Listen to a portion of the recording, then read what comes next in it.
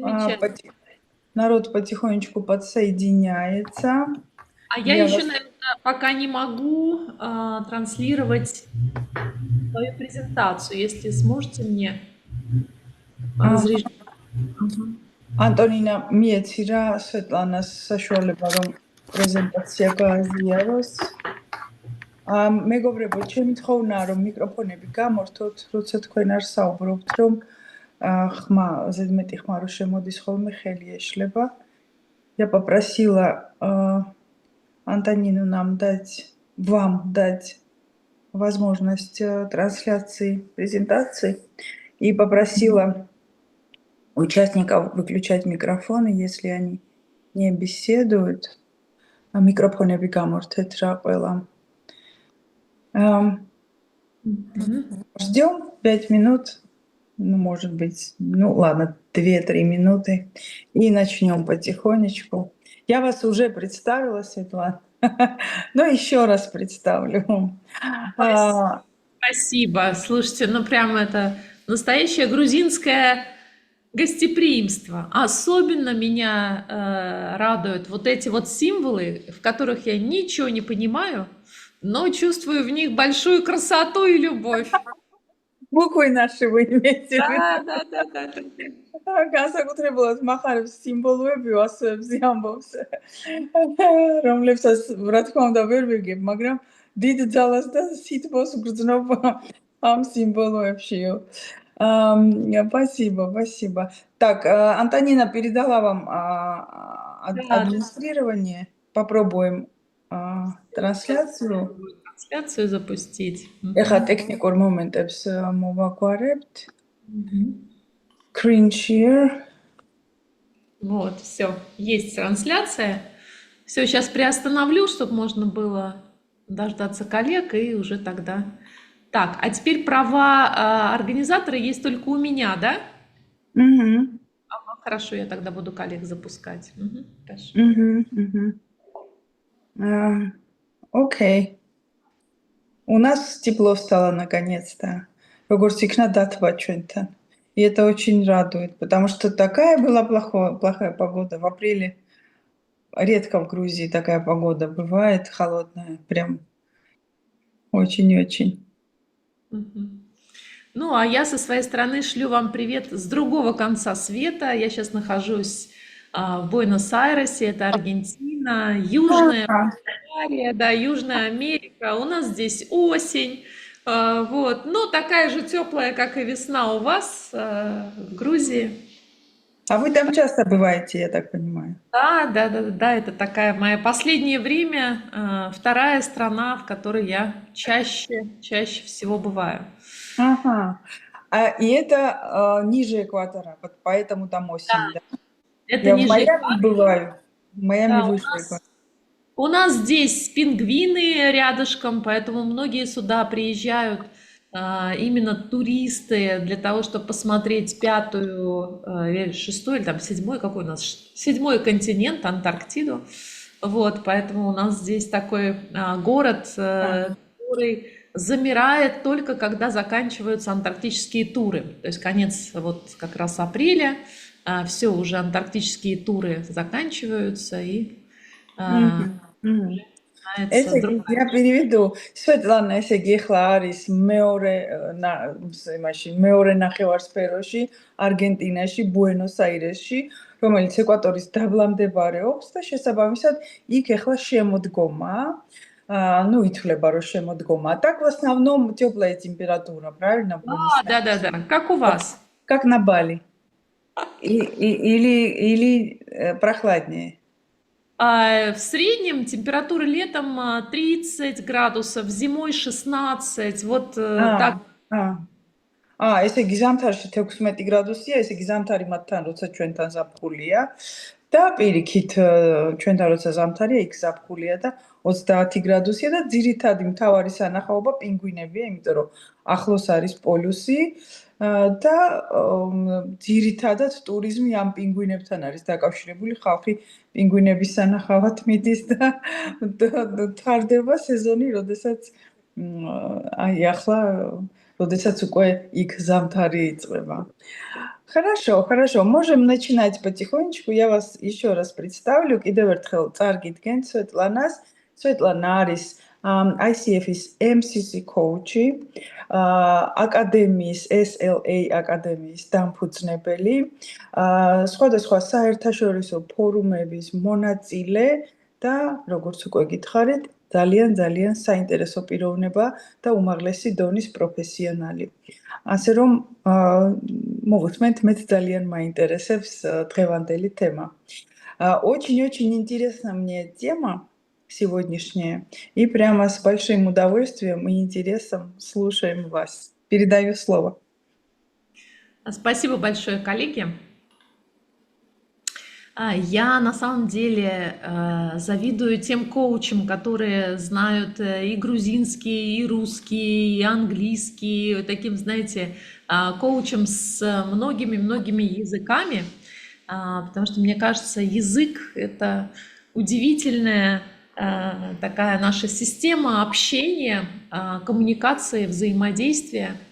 И сегодня, используя русский язык, да, используя то, что у меня будет возможность с вами общаться, даже с теми, кто не знает русский, через переводчика на грузинский язык, на самом деле меня это очень вдохновляет, потому что, мне кажется, коучинг — это не только про язык, но и про то, что мы способны создавать связи, невидимые связи, и не только при помощи языка, но и при помощи нашей энергии, Эмпатии, сообществ, эмпатии, да, и я вот чувствую уже огромную поддержку и очень вдохновлена возможностью. Благодарю. Есть такой грузинский классик, мастодонт грузинской литературы Илья Чавчавадзе, который сказал, что сколько языков человек знает, столько он человеков, столькими человеками является. Переведу. ესე იგი, მოგესალმებით, რა თქმა უნდა, სვეტლანას სიტყვებს თარგმნი. მე ცოტა მშურს იმ ადამიანებისა, ვინც სხვადასხვა ენა იციან და ქართულით, რუსულით, ინგლისურით, კიდევ სხვა ენა და რომელთაც შეუძლიათ ასე ურთიერთქმედება სხვადასხვა ენაზე და მე მოხარული ვარ, რომ დღეს მაქვს თქვენთან ურთიერთქმედების საშუალება თარჯიმანის, ანუ ჩემი მეშვეობით და ვინც არ იცის რუსული, მათთვისაც შეგვიძლია რომ აი ეს ცოდნა და ეს ურთიერთობა გავაზიაროთ და მე მჯერა რომ ჩვენ კოუჩები ურთიერთქმედებას ვქმნით არა მხოლოდ ენის მეშვეობით, არამედ ჩვენი ენერგიით, ემპათიით, ურთიერთქმედებით რაღაცა უხილავ კავშირებს ვქმნით ერთმანეთშიო, რაზეც მე ვუპასუხე, რომ ჭავჭავაძეს აქვს ასეთი სიტყვები ნათქვამი, რომ ადამიანი იმდენი ადამიანია, რამდენი ენაც იცისო. Передаю слово. Я веду коучинг на двух языках, на русском и на английском языке. ორ ენაზე ვმუშაობ მე, რუსული და ინგლისური, коучингის კუთხით. И надо сказать, что тема, которую выбрали вы в вашем сообществе, она близка всем. И грузинам, и русскоговорящим, и англоговорящим. Теперь. ის თემა, რომელიც თქვენ შეარჩიეთ, აბსოლუტურად ყველა ადამიანისათვის ენის მიუხედავად, ვინ რა ენაზე საუბრობს, ქართულად, რუსულად, ინგლისურად, თუ რა ვიცი, ნებისმიერი ძალიან მნიშვნელოვანია და დღესდღეობით განსაკუთრებით თქო მე დავამატე. Потому что эта тема связана с нашей человеческой природой. ეს თემა დაკავშირებულია ჩვენს ადამიანურ ბუნებასთან. И мы с вами, как коучи, помогаем нашим клиентам раскрыть потенциал этой природы и увидеть, что в нас есть, кроме тревоги внутри, которая, естественно, возникает на тот хаос, который происходит вовне. და ჩვენ როგორც коучები ადამიანებს ვეხმარებით, რომ თავის თავში აღმოაჩინონ პოტენციალი და დაინახონ ის, რაც არის იმ შფოთვის მიღმა, რომელიც პრინციპში ნებისმიერ ადამიანში არის, მით უმეტეს დღევანდელი მსოფლიოში არსებული სიტუაციიდან გამომდინარე, რომ ამ შფოთვის მიღმა კიდევ რაღაც მნიშვნელოვანი და კარგი აღმოაჩინო შენს თავში. Я сегодня буду вам рассказывать о своем ценностно-ориентированном подходе, который я передаю в Международном центре коучинга нашим студентам на программах, которые аккредитованы в ICF, как Level 1, Level 2 и CCE программы. და მე დღეს გაგიზიარებთ ვისაუბრებ იმ მიდგომაზე, რომელიც არის ჩემს აკადემიაში, ეს არის ფასეულობებზე ორიენტირებული კოუჩინგი, რომელიც ეს მიდგომა და ეს პროგრამები აკრედიტებულია ICF-ში, როგორც პირველი, მეორე დონის კოუჩინგი და ასევე როგორც დამატებითი CCE სერტიფიკატის მქონე პროგრამები. И в фокусе за этот небольшой наш с вами мастер-класс будут основные 4 проблемы, которые лишают нас устойчивости, которые лишают нас покоя и которые мешают нам принимать взвешенные, мудрые решения в своей жизни. და დღეს ჩვენი ფოკუსი იქნება მიმართული 4 ძირითად მოცემულობაზე, 4 ძირითად პრობლემაზე, რომელიც არ გვაძლევს საშუალებას, რომ ვიყოთ მშვიდად, რომელიც არ გვაძლევს, რომლებიც გვიშლიან ხელს იმაში, რომ მივიღოთ აწონილი, გონიერი გადაწყვეტილებები. Очень интересно, и что это? По всем мировым исследованиям 4 проблемы, с которыми мы, как люди, сталкиваемся, и мы сейчас проведем небольшой опрос, насколько для каждого из нас сейчас эти проблемы актуальны. Это проблема управления стрессом, потому что стресс – это адаптивная реакция, которая помогает нам быстро учиться и адаптироваться, но проблема в том, что стресс становится хроническим. ესე იგი, ჩვენ გამოკითხვასაც გავაკეთებთ ახლა ერთგვარს ჩვენი შეხვედრისას და თანამედროვე მეცნიერული კვლევების თანახმად რაში მდგომარეობს ეს 4 მთავარი მოცემულობა. პირველი, ეს არის სტრესისადმი მდგრადობა. სტრესი საშუალებას გვაძლევს, რომ ვისწავლოთ, განვითარდეთ და ერთის მხრივ თითქოს ეს არაფერი ცუდი ამაში არ არის, მაგრამ საქმე იმაშია, რომ დღევანდელ მოცემულობაში стресси ხდება ქრონიკული და უწყვეტი. И как раз в хроническом стрессе мы перестаем обучаться новому, мы перестаем адаптироваться и уходим в состояние начинающегося эмоционального выгорания, тогда, когда наши эмоции мешают нам уже здраво мыслить, воспринимать информацию и адаптировать наше поведение в соответствии с нашими ценностями и ситуацией. და ესე იგი, სწორად ქრონიკული სტრესის დროს ადამიანი უკვე ვეღარ ახერხებს ადაპტირებას, ვეღარ ახერხებს აი იმ სწავლა განვითარებას, რაზეც ვსაუბრობდით, არამედ ის გადადის ის ერთგვარი გადაწვის სიტუაციაში და ეს გადაწვის საშუალება მას სიტუაცია და მდგომარეობა მას აღარ აძლევს საშუალებას, რომ იმოქმედოს адаптირებულად, მიიღოს აწონილი და გონიერი გადაწყვეტილებები. И здесь идет речь не только о том стрессе, который бывает связан с внешними изменениями, переменой работы, либо переменой своей роли. Ну, например, топ-менеджеры переходят в другую корпоративную культуру, или наши клиентки становятся мамами, им нужно адаптироваться к новой роли. Не только вещи, связанные с внешними переменами. Так, стресси არის დაკავშირებული არა მხოლოდ გარეთ ცვლილებებთან, ხო, ჩვენ ვიცით, რომ ნებისმიერი ცვლილება სტრესია. ნუ გარეთ ცვლილებებში რას გულისხმობ? მაგალითად, ადამიანი ტოპ მენეჯერია და ერთი ორგანიზაციიდან მეორეში გადავიდა და უწევს იქ ადაპტირება. ან მაგალითად, შენი კლიენტი იყო მომუშავე ქალბატონი და გახდა დედა. შესაბამისად, ახალ როლში მოცემულობაში უწევს ურთიერთქმედება. აი ამ გარეთ ცვლილებებზე არ არის მხოლოდ საუბარი.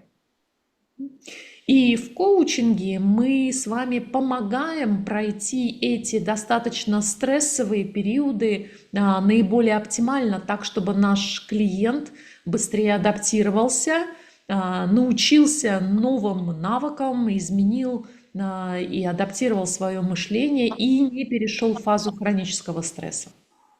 და ჩვენ coaching-ში ადამიანს სწორედ ვეხმარებით კლიენტს, ხო, რომ მოახდინოს ადაპტაცია, მოერგოს შეცვლილ პირობებს იმისათვის, რომ ის იყოს კომფორტულად და მას არ დაემართოს სწორედ ის ქრონიკული სტრესის მდგომარეობა. Но самая большая проблема для наших клиентов и для нас, как для людей, это работать с внутренними деструкторами. მაგრამ ყველაზე დიდი პრობლემა ჩვენთვისაც და ადამიანებისთვისაც, კლიენტებისთვის, ხო, კოუჩები თუ კლიენტები ორივე მხრისთვის შინაგან დესტრუქტიულ მოცემულობასთან მუშაობა, უფრო ძნელი ვიდრე გარეგანთან. С неадекватной самооценкой, с низкой самооценкой, либо с синдромом перфекционизма, с тем, что мы часто называем темой уверенности в себе.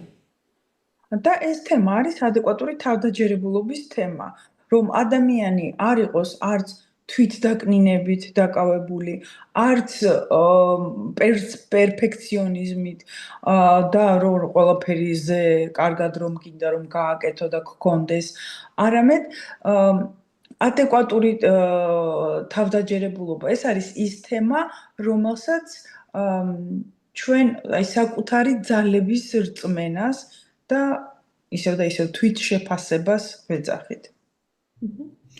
Поэтому в коучинге, в ценностно-ориентированном, первый принцип, он состоит в том, насколько мы даем возможность клиенту уравновесить свои точки нестабильности, которые у него есть в связи с деструктивными убеждениями о самом себе. და ფასეულობაზე ორიენტირებულ coaching-ში ჩვენ ადამიანს ვაძლევთ საშუალებას, რომ თავის თავში იპოვოს ის საყრდენები, რაც მას მისცეს საშუალებას, რომ გაწონასწორდეს გამომდინარე აი ამ თავისი დესტრუქტიული პროგრამებიდან, დესტრუქტიულ თავდაჯერებულობასთან და თვითშეფასებასთან მიმართებაში. И дать возможность ему открыть для себя более глубокие, фундаментальные точки опоры, которые бы смогли ему создать вот тот самый фундамент устойчивости и не перевести его в состояние хронического стресса. რომ ესე იგი ვეხმარებით ადამიანს აღმოაჩინოს თავის თავში სიღრმისეული, ფუნდამენტალური საყრდენის წერტილები იმისათვის, რომ შესაბამისად აი ამ არაადეკვატურმა თვითშეფასებამ თუ გარეგანმა სტრესმა ის ქრონიკული სტრესის მდგომარეობაში არ გადაიყვანოს. ანუ იპოვოს თავისი სიღრმისეული საყრდენები. И это устойчивость на физическом, эмоциональном, ментальном и духовном плане. და ეს წონასწორობა, აი ეს საყრდენი, რომელსაც ის თავის თავში აღმოაჩენს, არის ფიზიკურ, მენტალურ, ემოციურ და სულიერ დონეზე. И мы здесь плавно подходим к тому, что это достаточно глубокая работа, выявление вот этих стрессовых факторов и работа с ними. და აქ ხვდებით ხო, რომ ეს არის ძალიან ღრმა სამუშაო, რომ აღმოაჩინო ეს სტრესული ფაქტორები და შესაბამისად შეძლო მათთან მუშაობა. И то, каким образом стресс уже перестает для нашего клиента быть активатором его обучения, а становится уже дозой, когда происходят нейровоспалительные реакции в мозге, и наш клиент перестает слышать себя и выгорает. და რათა არ მოხდეს ის მდგომარეობა, როდესაც სტრესი აღარ აი ეს სასარგებლო დოზირებული სტრესი კი არ არის, რომელიც განვითარებას, დასწავლას, ადაპტირებას იწვევს, არამედ ის ხდება ნეიროანთების და შესაბამისი დესტრუქტიული მდგომარეობების გამომწვევი.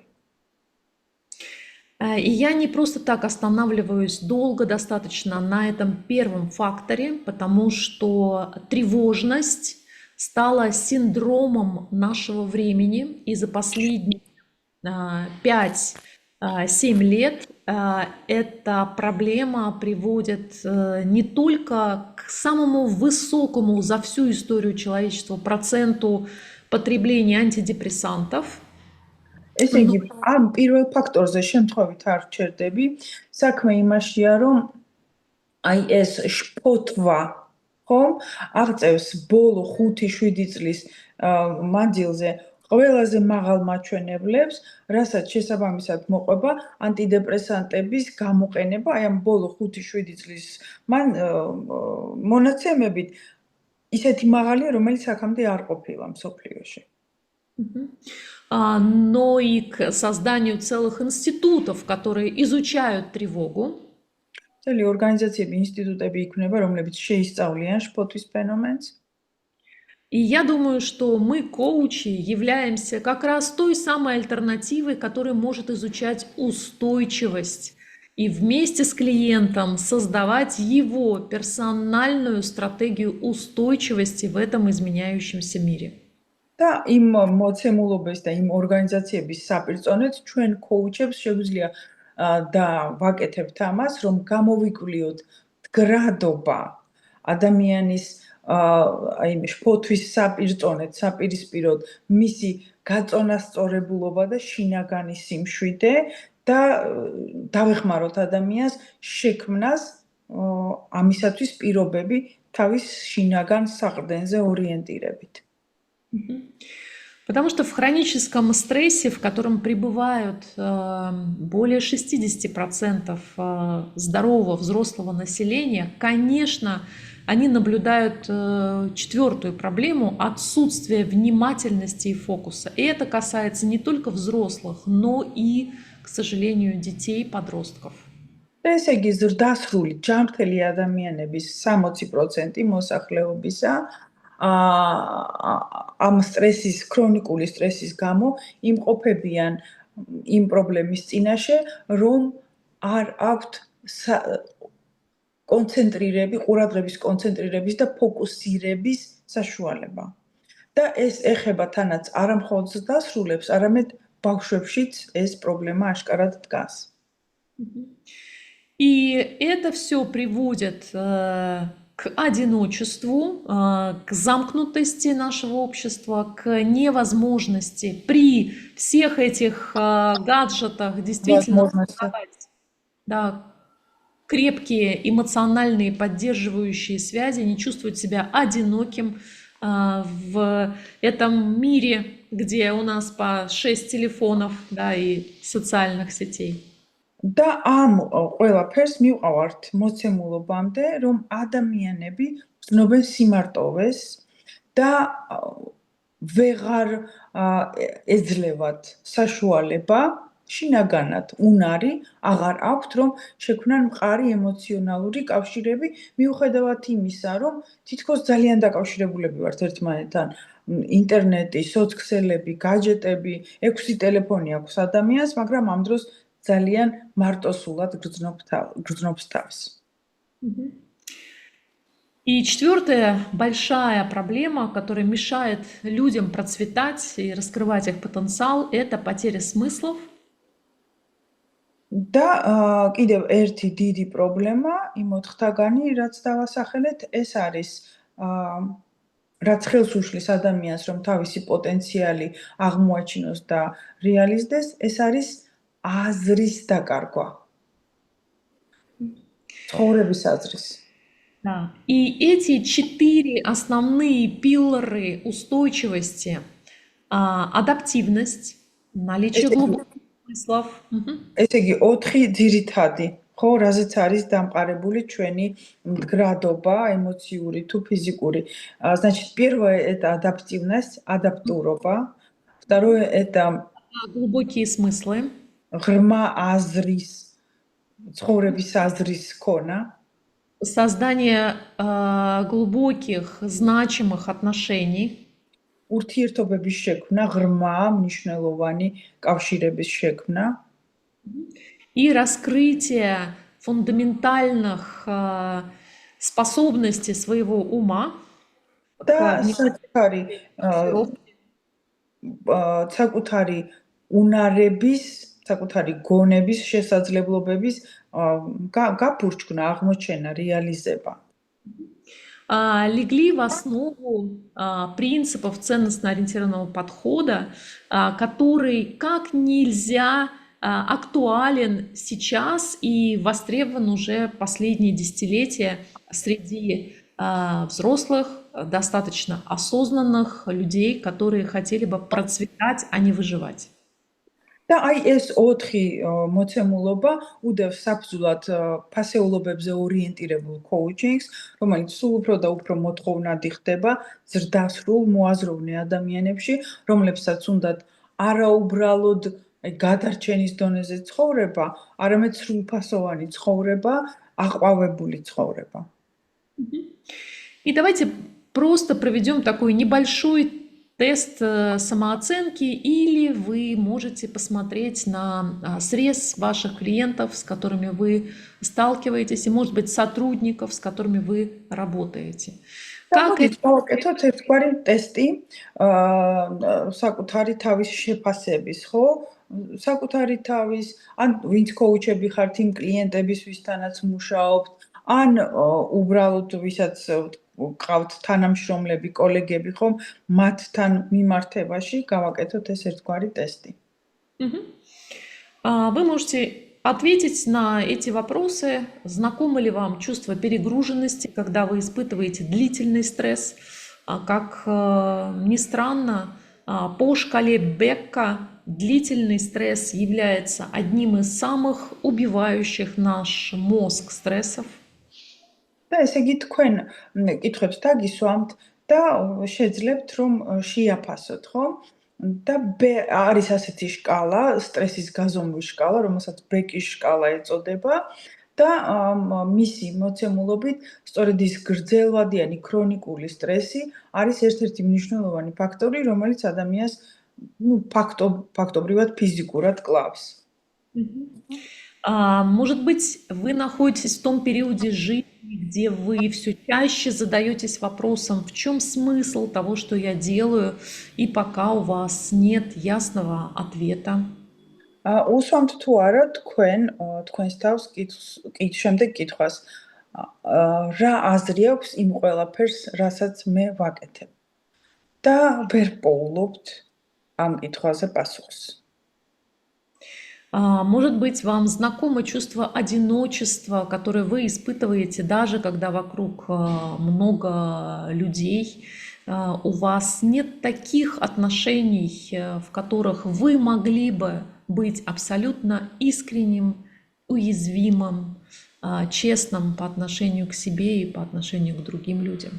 მეორე კითხვა, თუ გრძნობთ თავს მარტოსულად, მიუხედავად იმისა, რომ ადამიანებით ხართ გარემოცული და თუ არ გაქვთ ისეთი მჭიდრო და ღრმა ურთიერთობები, სადაც შეგიძლიათ იყოთ აბსოლუტურად გახსნილი, გულწრფელი, მოწყვლადი, გაქვთ თუ არა ასეთი ურთიერთობები. Ну и последнее, что кажется по сравнению с остальным просто легким гриппом, инфлюенцией, это постоянные отвлекающие факторы, которые, с одной стороны, мешают изучать новое, запоминать, вникать глубоко, ну а с другой стороны, всегда обеспечивают нам какое-то занятие блуждающего ума и увлекают нас от глубокой рефлексии к постоянному деланию чего-то. Поверхностному, да. Да, და поверхностному. ბოლო მოცემულობა, კითხვა, რომელიც შეიძლება ძალიან იოლი მოგეჩვენოთ წინაორთან მიმართებაში, მაგრამ უყურეთ, ეს არის რაღაცა მოცემულობები, ფაქტორები, რომლებიც მუდმივად იტაცებენ, იპარავენ თქვენს ყურადღებას, გიქმნიან illuziას, რომ რაღაცით ხარ დაკავებული, მაგრამ ამ დროს, ამ რაღაცით დაკავებულობის დროს, არც თვითრეფლექსია არ ხდება ღრმა, არც არაფერი ახლის შესწავლა არ ხდება, არამედ უბრალოდ აი რაღაცით ხარ дакавებული. Коллеги, поделитесь, пожалуйста, знакомо ли вам это, есть ли в вашем окружении люди, которые так или иначе проявляют вот эти симптомы, да, и говорят о этих проблемах? И следующий вопрос. А есть ли у вас инструменты, как у коучей, которые способны помочь фундаментально людям решить этот вопрос раз и навсегда? და კოლეგებო, ჩემი თხოვნა იქნება, რომ გამიზიაროთ თქვენი უკავშირი, აი ეს სამი კითხვა, ეს სამი მდგომარეობა, რაც გავაჟღერეთ, რამდენად არის თქვენთვის ნაცნობი, вот Марьям написала, что да. რამდენად ან თქვენს გარშემო, თქვენს ახლობლებში ხედავთ თუ არა ამ პრობლემებს და აქვე კოუჩებს დაუსვა ამ კითხვას, რომ გაქვთ თუ არა თქვენ ინსტრუმენტები, რომლის მეშვეობითაც აი ამ მოცემულობას თქვენს თავში თუ კლიენტებში შეგიძლიათ ერთხელ და სამუდამოდ გაუმკლავდეთ. И пока вы делитесь в чате, и не знаю, может быть... მოიწერეთ ჩემი თხოვნა. Да, я вам расскажу о том, что в конце 2024 года ICF закончила большое глобальное исследование, в котором участвовали более 100 стран и 10 тысяч коучей. Исследование, касающееся благополучия, процветания и насколько коучи готовы к этим вызовам, этим запросам, которые приносят клиенты в коучинг. И, конечно, меня поразили цифры этого исследования. Для членов ICF оно доступно на сайте ICF. У меня в телеграм-канале тоже я поделилась записью этого мастер-класса. Меня поразило то, что только 6% коучей по всему миру действительно обладали глубокими инструментами, которые давали устойчивые результаты. და ესე იგი, სანამ თქვენ პასუხობთ, გაგიზიარებთ მოცემულ შემდეგ ინფორმაციას, რომ 2024 წლის ბოლოსთვის დამთავრდა დიდი გამოკვლევა, რომელიც ICF-ის ფარგლებში ჩატარდა, 100 ქვეყანა და 10,000 ადამიანი იღებდა მონაწილეობას ამ კვლევაში. და აღმოჩნდა, რომ ადამიანების უმრავლესობას ეს პრობლემა, აი რასაც თქვენ ახლა პასუხობთ, რომ კი ძალიან ნაცნობიაო, აქვს და პროფესიონალი კოუჩების მხოლოდ 6%-ს აქვს ის ცოდნა და ინსტრუმენტები, რომლითაც შეიძლება რომ ამ მოცემულობას გაუმკლავდე და მოაგვარო ის ერთხელ და სამუდამოდ. Ну, видите, в чате, в принципе, да, в основном пишут на русском, или что, да, конечно же, эти явления знакомы, и да, мы все, в принципе, испытываем это. Да.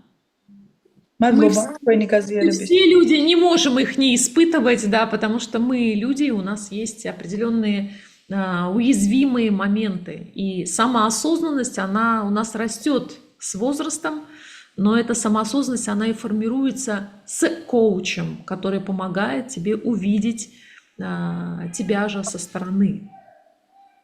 და მადლობა რომ თქვენს მოსაზრებებს გვიზიარებთ და რა თქმა უნდა ეს ადამიანების უმრავლესობა მე პირადად მაქვს ხომ так мысль потеряла. Дело в том, что самоосознанность, которая нам нужна для преодоления всех этих проблем, она у нас развивается с возрастом и с наличием партнера, коуча. Мы сами себя осознавать без партнера не можем. და ის თვითგააზრებულობა, რომელიც გვეხმარება ამ პრობლემების გადალახვაში, კი ბატონო, ასაკთან ერთად მოდის და გამოცდილებასთან ერთად, მაგრამ პარტნიორის და აქ პარტნიორში გულისხმება coach-ი, ამ თვითგააზრებულობის მოპოვება ძალიან ძნელია. Мгм. Вот, и коллеге кто-то написал, что и первое, и второе, и третье, и четвертое, я уж не поняла по-грузински, про вас или то, что вы наблюдаете, но иногда наши клиенты, а особенно руководители, лидеры, могут попасть просто в идеальный шторм, когда и стресс, и, может быть, какой-то внутренний стресс, связанный с переоценкой ценностей, и потеря смысла, и ощущение одиночества, и истощение ментального ресурса, все сходится в одно место. И появляется... ეხლა თქვენი მოწერილი კი დავინახე, მაგრამ ციფრებს წერთ და ეს თქვენ პირადად გეხებათ თუ თქვენს ახლობლებს ან თქვენს კლიენტებს ეს არ ჩანს ამ მოწერილიდან, მაგრამ გეტყვით რომ ადამიანები, განსაკუთრებით ის ადამიანები, რომლებიც არიან ლიდერები და რომლებსაც აღვიქვათ როგორც ძლიერი ადამიანები, სწორად ისინი შეიძლება მოხვდნენ ეგრეთ წოდებულ იდეალურ შტორმში. მაშინ, როდესაც არის გარეგანი ქრონიკული სტრესი, მაშინ, როდესაც ადამიანს აქვს შინაგანი კრიზისი და ის ფასეულობათა გარდაქმნის პროცესშია და ამავ დროს მენტალური და რაღაცა ფსიქიკური გადაწვაც ემთხვევა ამ ყველაფერს და აი მაშინ ადამიანი არის სწორედ ამ იდეალურ შტორმში. Хорошее название. Идеальный шторм. Да, и большинство коучей, которые участвовали в этом исследовании, это профессиональные коучи, они предлагали клиентам использование mindfulness практик визуализации, боди, такие практики, такие как дыхательные техники, позы силы, которые, безусловно, эффективно решают на короткий период проблему. და ესე იგი კოუჩები, რომლებიც ამ გამოკვლევაში იღებდნენ მონაწილეობას, აზიარებდნენ ინფორმაციას, რომ თავის კლიენტებს აი ასეთი მდგომარეობის გადასალახად სთავაზობენ სხვადასხვა საშუალებებს. ეს შეიძლება იყოს mindfulness-ი, ეს შეიძლება იყოს მედიტაციები, ეს შეიძლება იყოს რაღაცა პოზები, ასანები, პრაქტიკები, მაგრამ ეს ყველაფერი შველის ადამიანს, მაგრამ ერთხელ და სამუდამოდ არა, ეს შველის რაღაცა მოკლე ვადით. И только 6% коучей использовали в своей практике методы, которые помогают нашим клиентам обрести подлинные смыслы, пересмотреть свои ценности и найти эти точки опоры внутри себя, я имею в виду духовные точки опоры. და როგორც უკვე გითხარით, მხოლოდ 6%-ს ამ გამოკვლეული კოუჩებიდან ქონდა ის ინსტრუმენტები, რომლებიც ეხმარებოდა ადამიანს, რომ მოეპოვებინა აი ეს ღრმა სიმშვიდე, რაც დამყარებული არის ცხოვრების აზრზე და духовные, последнее предложение, если можете повторить. Духовные опоры. სულიერი საყრდენი რომ მოიპოვოს ადამიანმა, აი ასეთი ინსტრუმენტების მეშვეობით. Сейчас, коллеги, у меня перестала перещелкиваться демонстрация. Демонстрация მეტიშება, ამიტომ ტექნიკური ხარვეზია.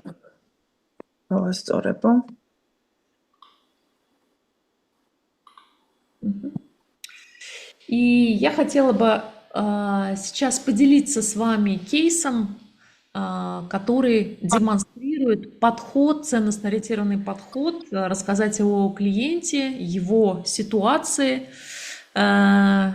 сложной и то, каким образом в ценностно-ориентированном подходе мы могли бы с вами предложить решение этой ситуации. ახლა მინდა გაგიზიაროთ კონკრეტული кейსი, რეალურ ადამიანთან, კლიენტთან დაკავშირებული, რომელიც იმყოფებოდა ასეთ მდგომარეობაში და თქვენ ნაცვლად დაინახავთ თუ ფასეულობებზე ორიენტირებული coaching-ის მეშვეობით როგორ მოხდა მისი დახმარება. Ну, вот, возможно, вы узнаете себя или кого-то из своих клиентов вот, несколько лет თქვენ თავი ან კლიენტი რომელიმე ამოიცნოთ რამოდენიმე წლის წინ. Это был сильный, амбициозный лидер. Ему все громко аплодировали в компании, потому что он действительно вез проекты, действительно вез за счет и своей экспертизы, за счет работы с командой. И буквально его мотивировала фраза «если не ты, то кто?». ესე იგი ადამიანი ძალიან ძლიერი მიკროფონები გამორთეთ რა ხმა შემოდის. ესე იგი ძალიან ძლიერი ლიდერი, რომელიც იყო ნახდათ დიდი წარმატების მომტანი კომპანიისთვის და მას ტაშს უკრავდნენ თავისი ექსპერტიზის მეშვეობით, თავისი სხვადასხვა უნარების დახმარებით, ძალიან დიდ სერიოზულ პროექტებს უძღვებოდა წარმატებით და ესე იგი აი მასთან მიმართებაში ყველას ჰქონდა ერთი მოსაზრება და ფრაზა, რომ შენ თუ არა, სხვა ვინ შეძლებს ამას. И вот на этой волне, на этом высоком адреналине и на этом высоком кортизоле сначала все шло здорово и хорошо, но в режиме адской недели человек живет уже последние 3 года.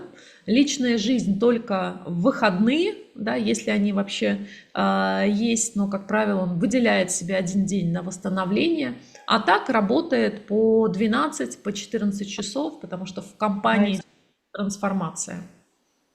და ესე იგი აი ამ ჯოჯოხეთური კვირის იმაში რეჟიმში აი ამ ტალღაზე ადრენალინისა და კორტიზოლის კოქტეილისა ეს ადამიანი უკვე ცხოვრობდა 3 წელი. ფაქტობრივად არისვენებს დღეში 12-14 საათი მუშაობს, მხოლოდ უიკენდზე თუ უხერხდება დასვენება, ისიც ყოველთვის არა და აი ამ რეჟიმში მუშაობს, არსებობს ადამიანი, თქვენ წარმოიდგინეთ. И мы видим, что с одной стороны трансформация, от него многое ждут, а с другой стороны высокое чувство долга и внутреннее давление своей собственной гиперответственности. Такой комплекс самозванца, да, ему все кажется, что он недостаточно хорош, недостаточно много отдает, или синдром Фауста, как называют это психологи. Да, თქვენ წარმოიდგინეთ, ერთის მხრივ Софико пишет, он оказывается такой же, как я, этот лидер. და თქვენ წარმოიდგინეთ, ესე იგი, ერთის მხრივ კომპანიაში ხო ქვეშევრდომებისგან თუ ხელმძღვანელებისაგან ასეთი დიდი მოლოდინი და დიდი პასუხისმგებლობა, მეორეს მხრივ ადამიანს თვითონ აქვს ძალიან დიდი პასუხისმგებლობა და რომ იტყვიან თვითმარქვიას კომპლექსი, ფსიქოლოგიაში ფაუსტის კომპლექსსაც ეძახიან ამას, რომ აი ყველაფერი უნდა მან გააკეთოს და идеალურ ხარისხით. И вот, раз вы уже узнаете даже где-то себя, где-то по дороге, да, где-то по дороге в этой серой зоне постепенно теряется, постепенно, это ключевое, чувство радости и удовольствия. Да, происходит такое эмоциональное выгорание. ადამიანი ამ რეჟიმშია ნელ-ნელა ეს ერთი დღე არ ხდება ან რაღაცა გადამრთველით, ხომ? ადამიანი ნელ-ნელა კარგავს სიამოვნებას, ნელ-ნელა კარგავს აზრს, რისთვის აკეთებს ამ ყველაფერს, სიხარულს. Да, и вот уже сам человек задает себе вопрос, а ради чего? Нет, умом-то он понимает, но внутри вот этого ответа, а ради чего вот он так живет, у него нет. და თვითონვე ბოლოს უსვამს თავის თავს კითხვას, რომ რისთვის? რისთვის ვაკეთებ ამას, ხო? გონებით თითქოს გასაგებია რისთვისაც, მაგრამ შინაგანად ამ კითხვაზე პასუხი არ გაქვს, იმიტომ რომ რისთვის? Мгм. И самое главное, его спонсор, вице-президент крупной компании, это топ-менеджер, ведущий компании в отрасли, он его буквально не узнает. Деструктивное поведение, некоторые решения он не принимает так быстро, как раньше, буквально замирает, и уже пропала вот эта острота. Иногда эмоционально срывается на команде или такое, знаете, деструктивное, саркастическое поведение на совете директоров. То есть на ваших глазах с человеком происходит что-то не то. და ესე იგი საბოლოო ჯამში მივიდა იმ მდგომარეობამდე, რომ უკვე მისი ხელმძღვანელი მას ვეღარ სცნობს, ხო, რომ ადამიანი შეიძლება იყოს ჯერჯერობით უკვე ვეღარ არის ისეთი სწრაფი ხარტი გონება, ხო, რომ რაღაცა ამოცანა დგება და ადამიანი შეშდება იმის ნაცვლად, რომ ეს გადახარშოს და მოგვარების მეთოდები შესთავაზოს. მეორეს მხრივ შეიძლება გუნდს თავის დაქვემდებარებაში მყოფს რაღაცა მათზე ემოციურად გადმოანთხრიოს ეს თავისი დაძაბულობა, ან დირექტორთა საბჭოზე რაღაცა სარკასტული რეპლიკებით ასევე შეიტანოს დესტრუქტივი და ნუ უკვე აღარ არის ხო ადამიანი ისეთი ნაყოფიერი. Ну и так немного личного контекста. Ему один из членов совета директоров предлагает, показывает антидепрессанты, которые он принимает, и говорит, ну, сложный период, да, попей, хочешь, дам тебе своего врача, он назначит антидепрессанты. და ესე იგი დირექტორთა საბჭოში ერთ-ერთი დირექტორი რო ხედავს მის ამ მდგომარეობას, ეუბნება რომ აი კარგი ანტიდეპრესანტებია, მე ვიღებ და მშველის და შემიძლია ჩემი ექიმი გირჩიო. Мгм. Как вы думаете, сколько лет моему клиенту, вот я описала реального клиента, сколько, как думаете, ему лет, напишите. და როგორ ფიქრობთ, თქვენი აზრით დაწერეთ მაშინ ჩატში, რამდენი წლისა ეს ადამიანი, მე რეალური ჩემი კლიენტი აღწერეო. 40, 36, 25. Да. Спасибо большое. Да, да. 37. Мнения разделились. Мнения разделились, но ему было 36 лет. И когда он увидел, да, когда он увидел, что его старший коллега, которому 50, уже пьет антидепрессанты и считает это нормой, да, то мой клиент подумал, что если он в 30 с небольшим начнет с антидепрессантов, то что с ним будет в 50?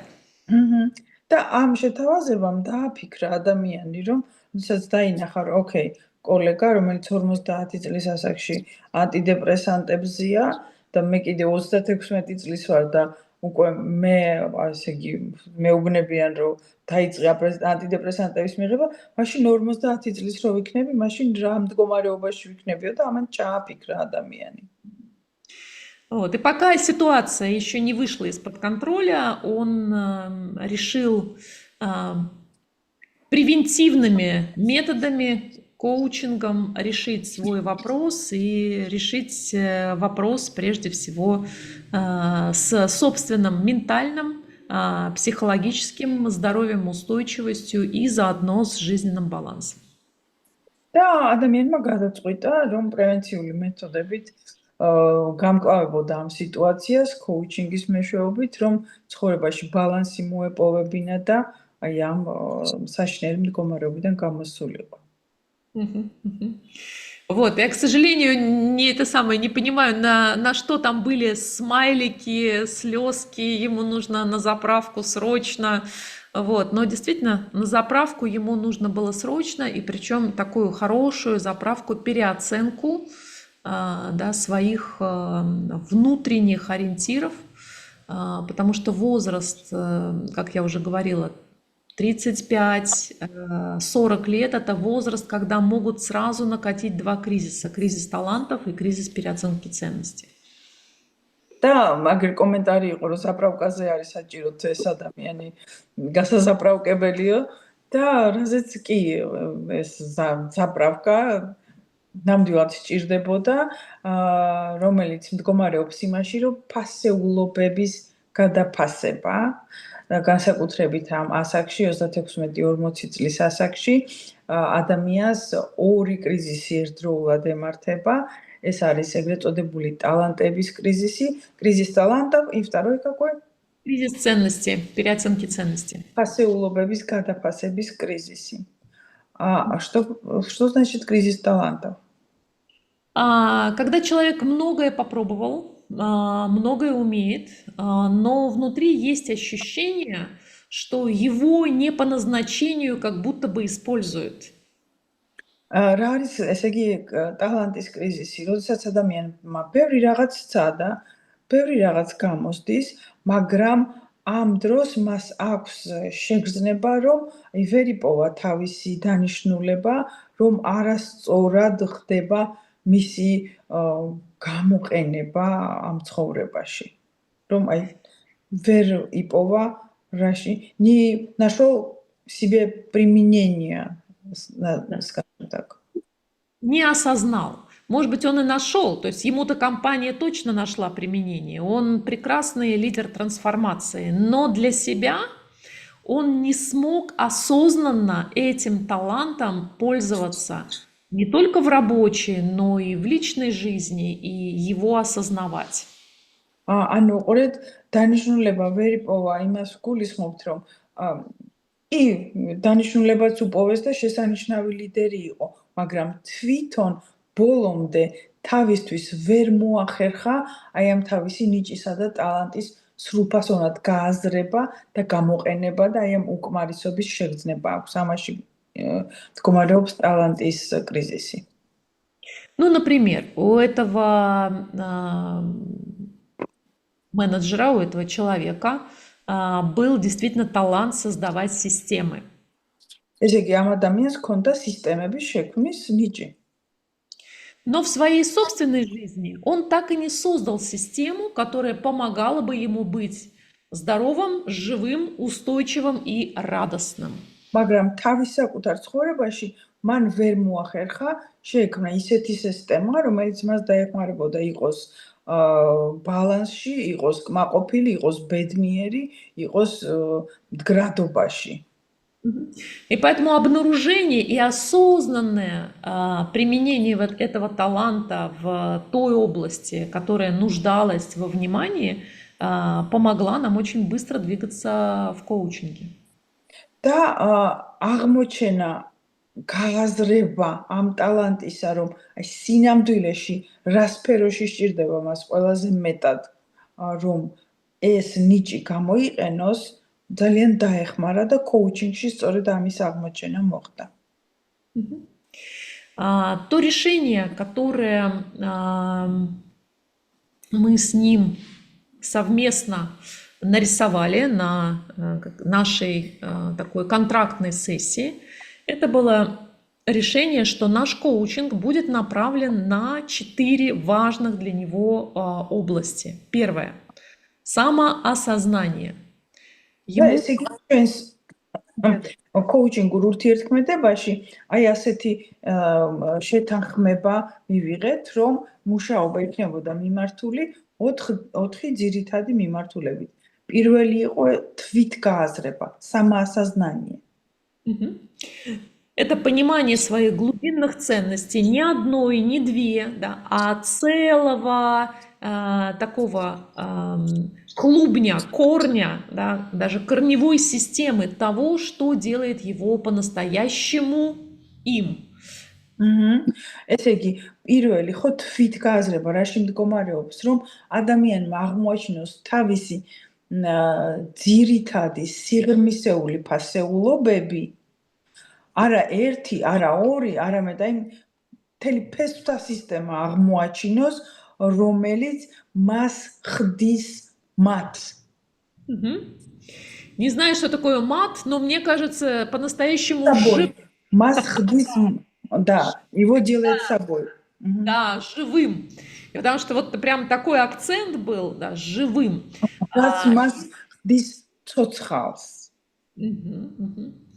И этому мы посвятили несколько сессий исследования его кто. და ამას რამოდენიმე სესია მიუძღვენით, რომ აღმოგვეჩინა მისი ვინ, ანუ ვინ ვარ მე, რომ ეს აღმოეჩინა ადამიანს. Параллельно это было вплетено в наш коучинг.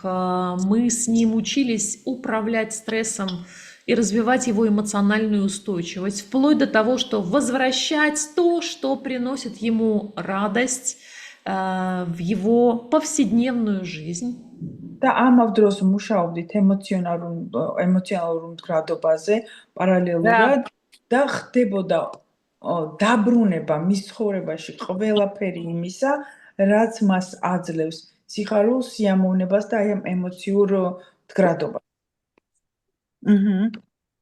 Вторая линия в нашем ценностно-ориентированном движении – это пересмотр его истории для того, чтобы найти узлы в его истории, где сформировались неэффективные внутренние установки и убеждения, и взять оттуда ресурсы для пересмотра этой истории. მეორე იყო, ესე იგი, მისი განვლილი ცხოვრების ისტორიის შესწავლა, თავიდან გადახარშვა, რათა ყოფილიყო აღმოჩენილი ის საკვანძო მომენტები, სადაც მოხდა მასში არასწორი მისთვის საზიანო რწმუნებულებების ჩამოყალიბება.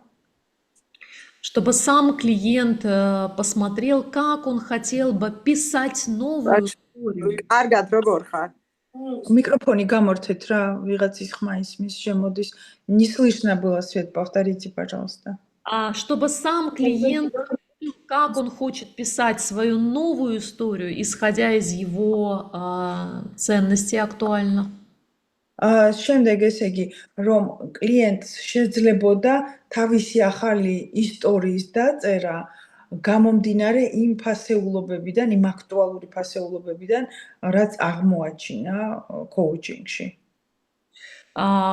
Включая преодоление тех внутренних противоречий, которые были связаны с его конфликтующими ценностями. და აქვე შინაგანი კონფლიქტური ფასეულობების როგორ თქვა, еще раз повторите, чтобы я точно В этой истории у него были конфликтующие ценности, и он искал, იყო მასში მოკონფლიქტე как ფასეულობები он будет разрешать эти конфликты. და აი როგორ მოეგვარებინათ ეს შინაგანი კონფლიქტები, აი ეს გზები იყო აღმოჩენილი. Пример. У него было высокое чувство ответственности.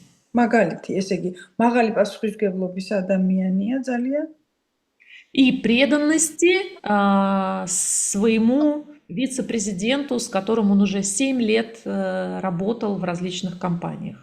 და ერთგულება ჰქონდა ძალიან მაღალი ასევე იმ ადამიანის მიმართ, ხელმძღვანელის მიმართ, ვისთან ერთადაც უკვე 7 წელი სხვადასხვა კომპანიებში მუშაობდნენ.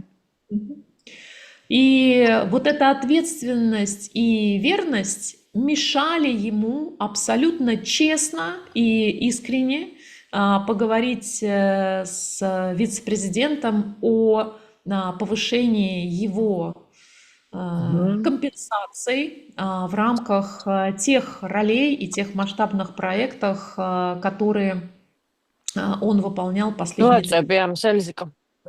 და ეს პასუხისმგებლობა და ერთგულება მას ხელს უშლიდა, რომ გულწრფელად ესაუბრა ამ თავის ხელმძღვანელთან იმ კომპენსაციის ეგრევე არა. შესახებ, ვაიმე, ვინ არის, ვინ საუბრობს, რომ ხმა ისმის, ასე ძალიან. მიკროფონი გამორთეთ რა ყველა. ესე იგი, რომ ყოფილიყო შესაბამისი კომპენსაცია იმ გაწეული შრომისა, რასაც ისაკეთებდა. И мы искали ту самую ценность, которая примирит и уберет противоречия между ответственностью, верностью и честностью. და ჩვენ ვეძებდით იმ ფასეულობას, რომელიც საშუალებას მისცემდა ამ ადამიანს, რომ ერთმანეთთან შეერიგებინა ეს ორი ერთმანეთ დაპირისპირებული თავისივე მხარე, ხო? ერთის მხრივ ერთგულება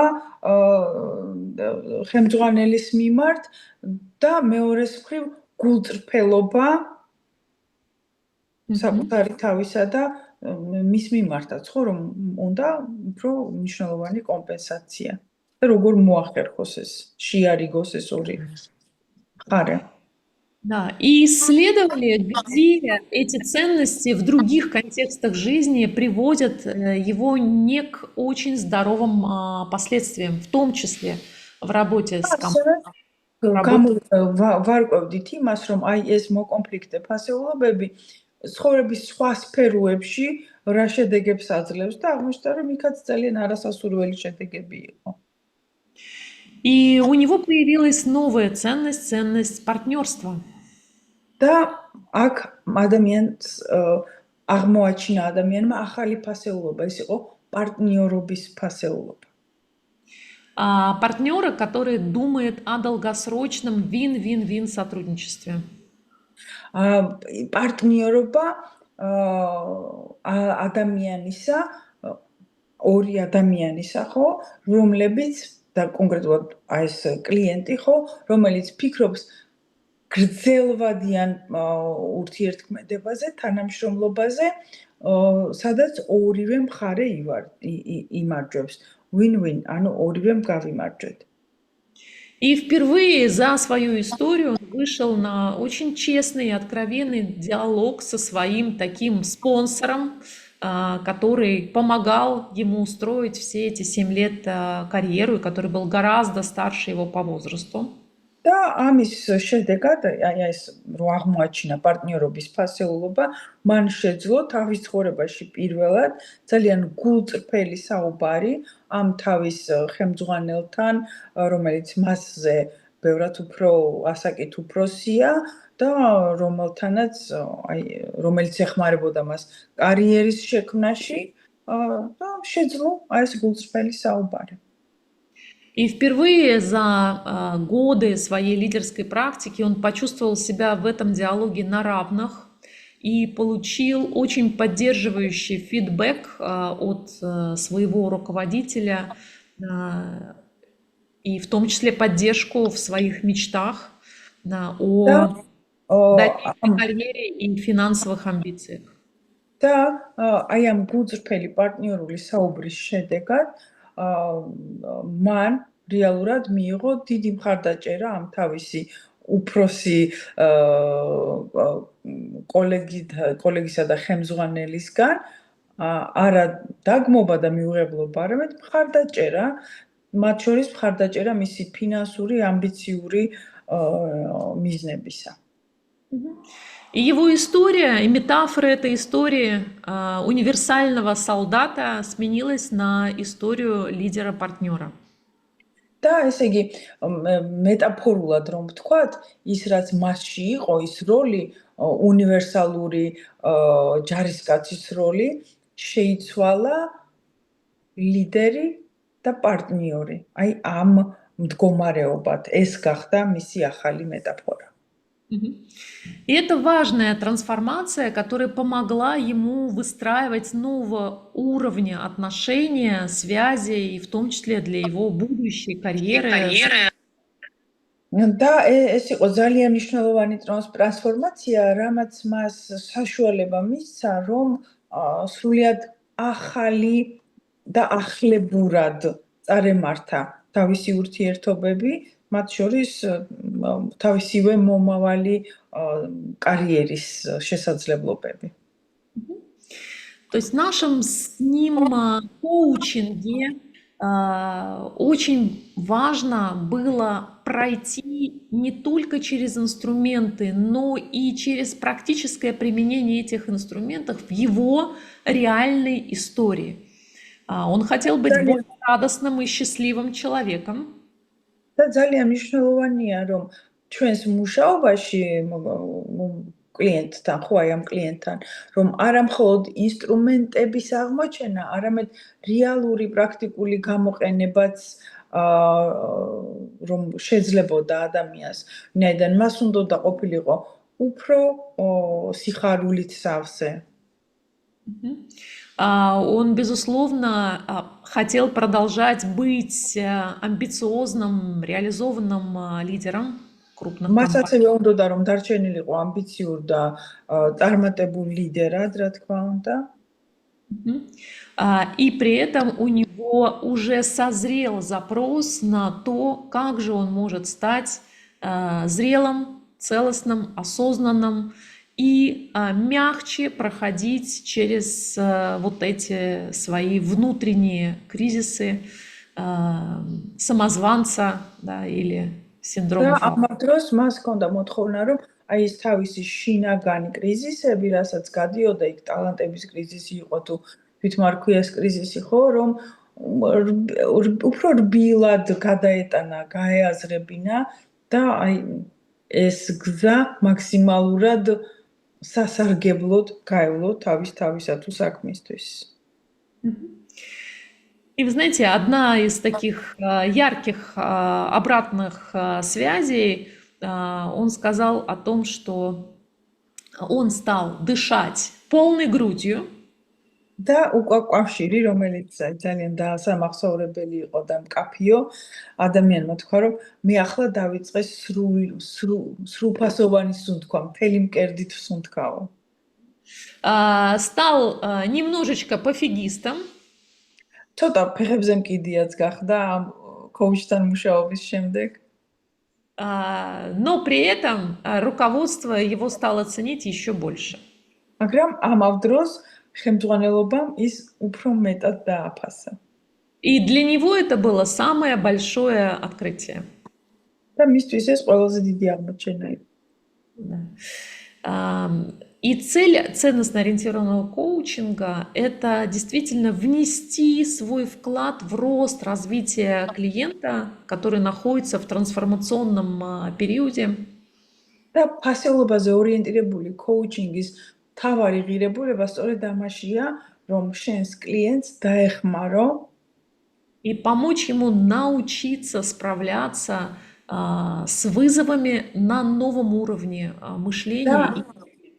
დაეხმარო იმაში, რომ მან შეძლოს გამოწვევებთან გამკლავება ძველ დონეზე კი არა და ძველი აზროვნებიდან კი არა, თავისი პიროვნების ახალი დონიდან და ახალი განახლებული აზროვნებიდან გამომდინარე. И отцентрировать свое поведение, свой стиль жизни в соответствии со своими подлинными ценностями и миссией. და გაასწოროს, ასე ვთქვათ, დააცენტრიროს თავისი ცხოვრება, გამომდინარე თავისი ახალი ჭეშმარიტი ფასეულობებიდან. Я была бы очень признательна, Инга, если вы меня немножечко перевели. Я вижу, что люди пишут, делятся. Есть ли там что-то такое, что было бы нам сейчас полезно? ახლა თარგმანს დაუთმობ თქვენს ჩატს, თქვენს მიერ მოწერილ მას ყურადღებას, რომ თუ არის რაღაცა ისეთი მნიშვნელოვანი კითხვები, რეპლიკები, რაც საჭიროებს ჩვენს ყურადღებას და შესაბამისად განმარტებას. Вот Русудан пишет, что я прошла первый этап уже и теперь прохожу через второй этап переоценки ценностей. Ей 35 лет. Эка пишет, стоицизм Платона очень помогает балансировать эмоции. А Мари пишет, лекарства, антидепрессанты – это не выход. Коучинг, правда, просветляет голову и помогает в переоценке и в том, чтобы найти себя истинного. Так, про заправку мы читали. Окей. Мари пишет, у меня было похожее состояние в отношениях, когда все делаешь для всех, кроме себя самого. И любишь всех, кроме себя самого. Я еле живая была. Мари Мадлоба Гулдшфели Кукавширистис. Ага.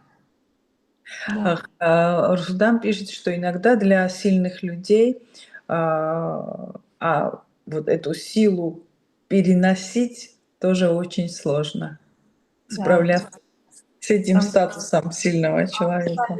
Потому что там очень много одиночества наверху и очень мало людей, которым можно доверить вот эту свою уязвимость. ზედაფრენებში აი ამ მწვერვალებზე მალა ცოტა ადამიანია ზოგადად ისე ცოტა და მით უმეტეს ცოტა ის ვისაც შეიძლება ენდო და შენი მოწყვლადობა აჩვენო და გაუზიარო. Да, это на самом деле так. Дорогие коллеги, в основе такого ценностно-ориентированного подхода к коучингу лежат 4, я бы так назвала, даже инструмента, да, которые есть внутри наших клиентов. И нам очень важно пробудить, да, своими компетенциями, своим инструментарием вот этот потенциал. Во-первых, осознанность. Она всегда присутствует в наших клиентах, и мы помогаем им через внимательное и сознательное отношение к своей жизни, действиям, мыслям, эмоциям пробудить эту осознанность и помочь им сделать выбор в соответствии с их аутентичностью. ესე იგი 4 ძირითადი რამ რის მეშვეობითაც აი ამ ყველაფერს შეიძლება ადამიანს დავეხმაროთ რომ გაუმკლავდეს და კოუჩები კლიენტებს ხო და ეს 4 ძირითადი რამ თვითონ კლიენტებში არის რეალურად ეს პირველი ეს არის გააზრებულობა ადამიანები არიან გააზრებულნი მაგრამ დაეხმარო გააზრებაში თავისი რეალური ძირითადი სიღრმისეული ფასეულობებისა. Поэтому наш фокус, из чего начинается ценностно-ориентированный коучинг, это с глубокого изучения корневых ценностей клиента. მეთოდი მდგომარეობს იმაში, რომ ფასეულობაზე ორიენტირებული коуჩინგი, ხო, რომ პირველ რიგში ადამიანს დაეხმარო გაიაზროს, აღმოაჩინოს ეს თავისი სიღრმისეული ყველაზე მნიშვნელოვანი партнёры ასე фасеулобеби. Вот вопрос зашел, а если человек не осознает, не может осознать? Мы создаем пространство через разные инструменты, как с помощью этого инструментария человек, направляя внимание вовнутрь, может определить, а что же для него важно на уровне кислорода, что делает его им. ამისათვის არის სწორედ სპეციალური ინსტრუმენტები, რომლების მეშვეობითაც უნით სივრცეს, სადაც ადამიანი შეძლებს, რომ ჩაფიქრდეს და უპასუხოს კითხვას, რა მხდის მე მედ. Например, მაგალითი. Мы можем спросить человека, какие люди или исторические личности, либо литературные герои фильмов, мультфильмов, в конце концов, его вдохновляют. ესე იგი, კითხვა ასეთი შეგვიძლია დავუსვათ კლიენტს, რომ ისტორიული თუ მხატვრული თუ აი ნებისმიერი ცნობილი რეალური თუ გამოგონილი ადამიანებიდან ვინ გაძლევს შენ შთაგონებას. И через такой разговор издалека мы можем задавать все глубже и глубже вопросы. Что შორიდან მოვლით, სულ უფრო ღრმა და ღრმა კითხვები შეგვიძლია დავუსვათ. Что именно его восхищает, что восхищает в поведениях, в решениях, в чертах характера этих героев. მაგალითად, რა არის ის, რაც შენ აღგაფრთოვანებს აი ამ გმირში, ხომ? რა მოგწონს მის ქცევაში, რამ აღგაფრთოვანა მის საქციელში, გადაწყვეტილებაში, აზროვნებაში და ამგვარად რეალურად ადამიანი თავის თავს იკვლევს. То есть мы, говоря научным языком, можем применять проективные методы. ანუ მეცნიერული ენით რო ვთქვათ, პროექტიულ მეთოდს ვიყენებთ ამ შემთხვევაში. Мы можем предложить нашим клиентам широко мечтать. ასევე შეგვიძლია შევთავაზოთ, რომ იოცნებოს ადამიანმა. Ну, например, შეიძლება ფართოდ იოცნებე. например, если бы все было возможно, какие 10 мечт или желаний вы хотели бы реализовать? მაგალითად, ასეთი კითხვა, რომ თუ ყველაფერი შესაძლებელი იქნებოდა, რომელი 10 ოცნება, სურვილი იქნება, რასაც აიხდენდი. Кем и каким хотели бы вы быть? როგორი და ვინ გინდა რომ იყო? Что делать რის კეთება გინდა? или что иметь? ან რისი ქონა გინდა? И постепенно, изучая каждое из желаний клиента, და ნაბიჯ-ნაბიჯ აი ამ ყოველი სურვილის შესწავლით klientისა. не задавая вопрос «почему», а задавая вопрос, что более важное стоит за этим желанием, და ამ დროს არ უსვამ კითხვას თუ რატომ გინდა ეს, არამედ უსვამ კითხვას რომ აი ამ სურვილს მიღმა რა დგას უფრო ღრმა და მნიშვნელოვანი. что большее в его жизни становится возможным, когда исполняется это желание. და თუ კი ეს ოცნება ახდება, ეს სურვილი ახდება, რა უფრო დიდი და მნიშვნელოვანი ხდება ხელმისაწვდომი მის ცხოვრებაში. Мы можем постепенно проявлять и прояснять те глубинные потребности души, высшего я нашего клиента, და которые აი ასე ნაბიჯ-ნაბიჯ, ხან მოვლითი, ხან პირდაპირ კითხვებით, შეგვიძლია გამოვიკვლიოთ, აღმოვაჩინოთ და აღმოვაჩენინოთ მისი სიღრმისეული მოთხოვნილებები, ფასეულობები, მისი სულის მოთხოვნილებები, მისი უმაღლესი მეს მოთხოვნილებები. Или мы можем начать разговаривать с клиентами, которые привыкли говорить, что их не устраивает в жизни, что их раздражает. ან მაგალითად თუ კი ისეთი ადამიანია, რომელიც უფრო აი ნეგატივზე არის ორიენტირებული და ძირითადად უყვარს საუბარი რა არ მოწონს, რა აღიზიანებს, რითი არის უკმაყოფილო. Если мы замечаем такой тип мышления наших клиентов, то мы можем предложить им поисследовать. და თუ კი ასეთი ტიპის აზროვნება აქვს ადამიანს და ეს შენ როგორც კოუჩმა შეამჩნია, შეგიძლია შესთავაზო, გამოვიკვლიოთ მოდი ეს. Что важного не происходит в тех ситуациях, которые их триггерят, раздражают, расстраивают, обесточивают. და ასეთი კითხვა დაუსვა, რომ აი ყველა იმ სიტუაციაში, რომელიც შენ გაღიზიანებს, არ მოგწონს, გატრიგერებს, რა არის ის მნიშვნელოვანი, რაც არ ხდება? И проведя несколько исследований с нашими клиентами, мы помогаем им осознать, что и за нашим восторгом, радостью, удовлетворением, и за нашими эмоциями тревоги, страха, раздражения стоят ценности.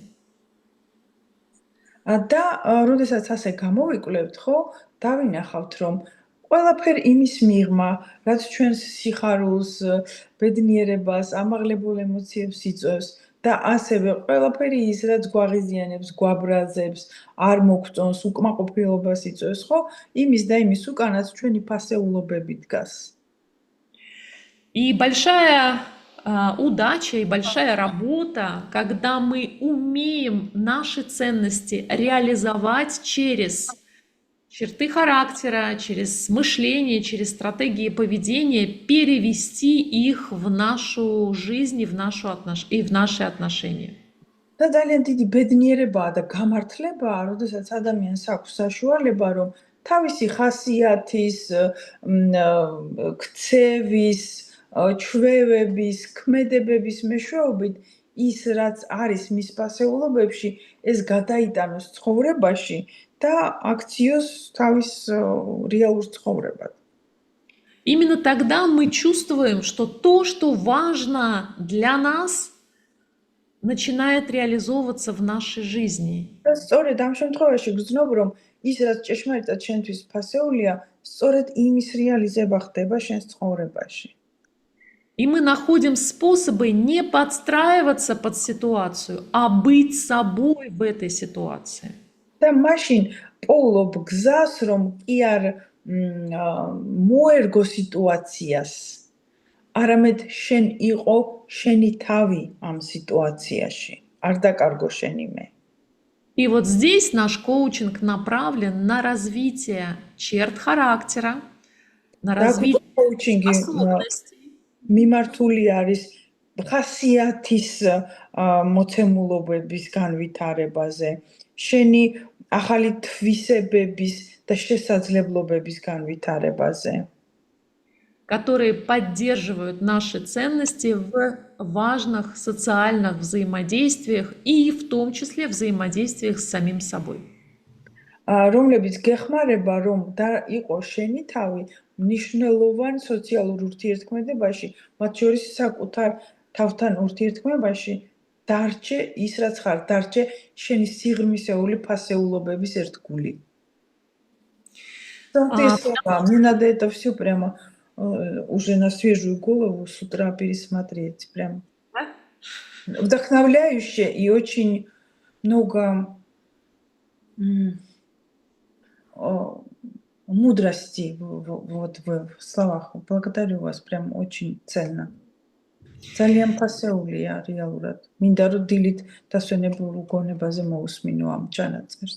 ჩანაწერი იქნება. Потому что наша аутентичность невозможна без сострадания, в том числе самосострадания. ჩვენი ავთენტურობა, მისი არსებობა შეუძლებელია თანაგრძნობის გარეშე, მათ შორის საკუთარი თავისადმი თანაგრძნობის გარეშე. И без эмпатии и сострадания к другим людям. და რა თქმა უნდა, სხვა ადამიანებისადმი ემპათია და თანაგრძნობაც. И тогда, когда в нашем коучинге мы пробуждаем вот эту аутентичность, эту осознанность выбора состраданием и эмпатией, და როდესაც ჩვენ коучინგში ვაღვიძებთ ამას, აი ამ ემპათიას და თანაგრძნობის უნარს, მათ შორის საკუთარი თავისადმი. Тогда мы утоляем самую главную жажду, которая есть у наших клиентов, их стремление к росту и жизни в согласии со своими подлинными ценностями. და აი მაშინ ვაძლევთ ადამიანს საშუალებას, კლიენტი იქნება თუ ისევ საკუთარი თავი, რომ თავარი წყურვილი რაშიც არის, ის დაიკმაყოფილოს ადამიანმა. ეს არის ზრდა და განვითარება და ამავდროულად საკუთარ ფასეულობებთან თანხვედრაში ყოფნა და არა მათი ღალატი.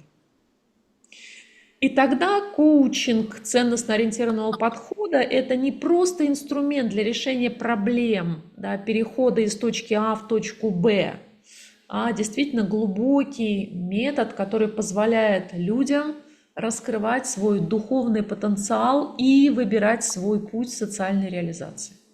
და აი ამ შემთხვევაში ფასეულობებზე ორიენტირებული коучинგი ხდება არაუბრალოდ ინსტრუმენტი, რომ აი ერთი ადგილიდან, ერთი მდგომარეობიდან მეორეში გადაადგილდე, ხო?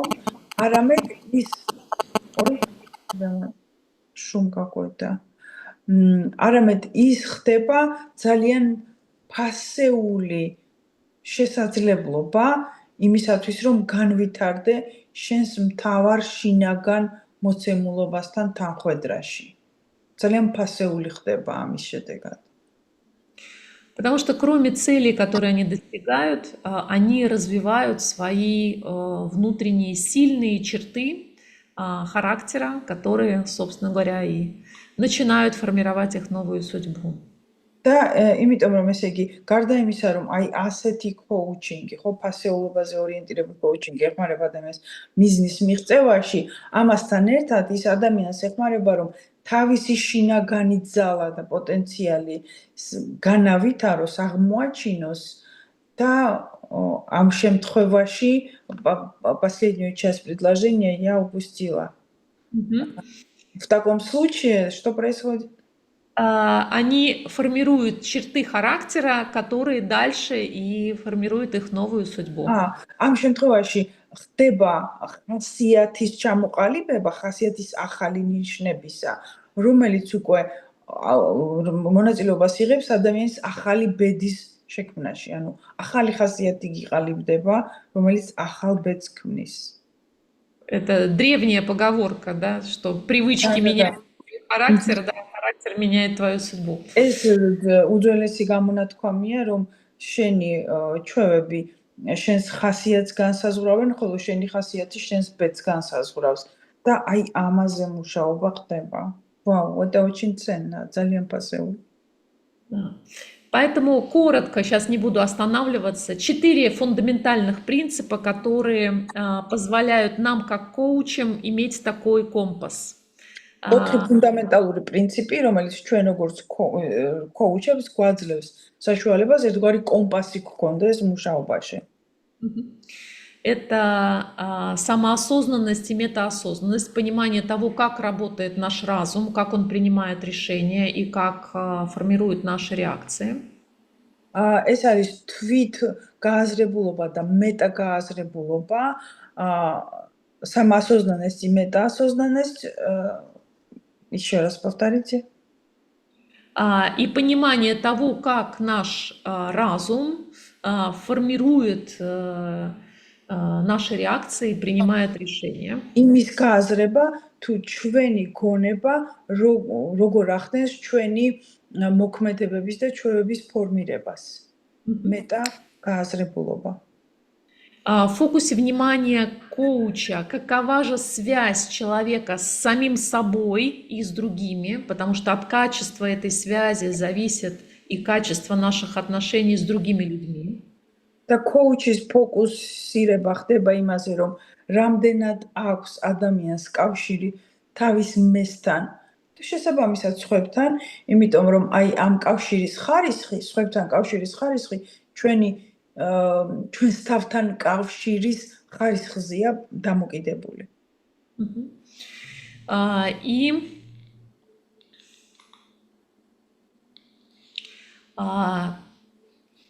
очень важный фокус внимания на дисциплинированный спокойный ум. Именно поэтому мы обучаем наших коучей и клиентов навыкам медитации, осознанности. აქვე ძალიან მნიშვნელოვანი არის დისციპლინირებული და მშვიდი გონება და სწორედ ამიტომ ჩვენ коуჩებს ვასწავლით медитациას და აი ამ სიმშვიდის შენარჩუნების მეთოდებს. Потому что это освобождает огромное количество ресурсов наших клиентов и дает действительно им свободу выбирать между эффективными и неэффективными реакциями. იმიტომ რომ ეს რეალურად აი ეს უნარი, ხო? მშვიდი გონების უნარი ძალიან დიდ რესურსს გამოათავისუფლებს და ასწავლის ადამიანს, რომ აი რა არის ეფექტური მისთვის და რა არაეფექტური მეთოდები და შესაბამისად ეფექტური მეთოდების არჩევის საშუალებას აძლევს. И, конечно, обретение смыслов больших целей, основанные на глубинных ценностях, которые лежат на уровне сердца. და რა თქმა უნდა, ეს არის საკუთარი დიდი მიზნების გააზრებულობა, მაგრამ არა უბრალოდ რომ რაღაცა დიადი მინდა, არამედ შენს შინაგან ფასეულობებზე, შენს უმაღლეს მესთან კავშირზე დამყარებული გააზრება შენი დიდი მიზნებისა. Покажу для быстроты, да, картинку, потому что вижу, что мы уже выходим за тайминг. Не знаю, кто тут черканул по презентации случайно, но тем не менее, вы видите с правой стороны дерево жизни. ჩემს პრეზენტაციას მიაქციეთ ყურადღება, ხეს ხედავთ მარჯვენა მხარეს, ეს არის სიცოცხლის ხე. И в этом дереве жизни его жизненность и устойчивость определяется, насколько глубокие и мощные корни будут у этого дерева. და ამ ხის სიცოცხლის унარიანობას განსაზღვრავს ფესვები, რამდენად ღრმა და ძლიერია ეს მისი фесვები. Так вот, глубокие ценности человека – это и есть корни. Поэтому человек без корней, без опоры на свои глубинные ценности очень быстро теряет устойчивость в шторме. და აი ამ ჩვენი ფასეულობებზე ორიენტირებული კოუჩინგის ფარგლებში ღრმა და ძლიერი ფესვები ეს არის ადამიანის ღრმა ფასეულობები და თუ არ არის ეს ღრმა ფასეულობები და მათთან კავშირი და მათი გააზრება, ამ შემთხვევაში ადამიანი გარე ქაოსის დროს ძალიან ადვილად კარგავს წონასწორობას. ხოლო თუ აქვს ეს გააზრება და კავშირი თავის ფასეულობებთან, ის რჩება მდგრადი. Ствол символизирует устремление, когда все наши ценности, вся энергия, они сонастроены и устремляются вверх в нашу реализацию. ხის კანი ამ შემთხვევაში აღნიშნავს მისწრაფებებს, როდესაც ყველა ჩვენი შემადგენელი ნაწილი ყველა დონეზე ერთი მისწრაფებაა და ერთ მხარეს არის მიმართული ჩვენი რესურსი, ენერგია, ყურადღება და საქმეები. ამ შემთხვევაში ძალიან адვილად ხდება მათი რეალიზება მიზნებისა. И наше мышление не поражено жуками-караедами, которые оттягивают эту энергию. და ამ შემთხვევაში ჩვენი აზროვნება არ არის დაავადებული იმისი რაღაცა კანის ჭამია ხოჭოებით, რომლებიც ხელს უშლიან აი ამ რეალიზებას.